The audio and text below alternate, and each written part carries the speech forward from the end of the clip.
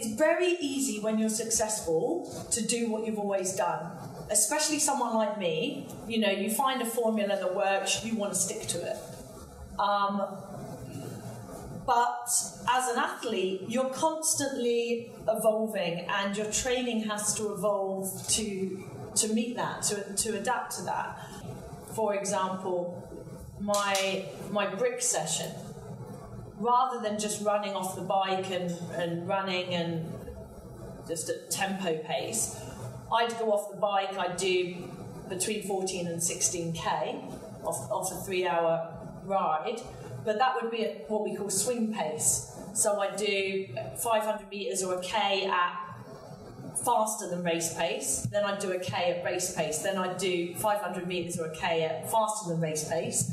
And so you're practicing race pace, but also testing your body off the back of a hard ride. And that introduced the treadmill, which revolutionised my running because it forced me to increase my leg turnover. My leg turnover was already quite fast, but to be a good runner off the bike, you want to have quite a rapid footfall.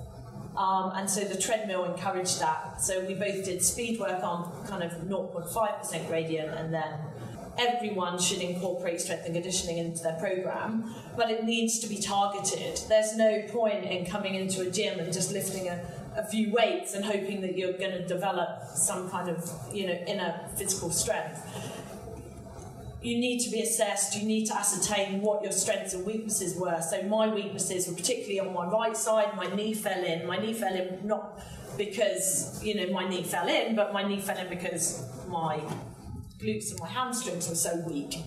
I'd always get slower at the back end of a marathon. Well, you think, oh, that's natural. Well, it's not.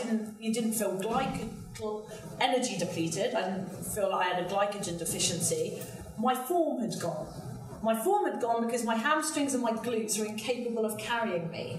Dave recognised that, and he saw that I looked like I was sitting down on the last 10k of the marathon. So we need to work on that. So I had some really targeted strength and conditioning work to give me the strength, especially at the back end of the marathon, and it worked. And I was able to negative split that to 44, not only because of the running training that I'd done, or the swimming or the biking, but also because of the strength and conditioning.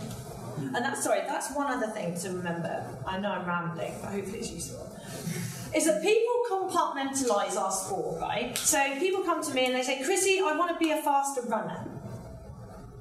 Can you tell me what I need to do in my run training? And I say to them, well, what's your position on the bike? What do you eat on the bike? What equipment are you using on the bike?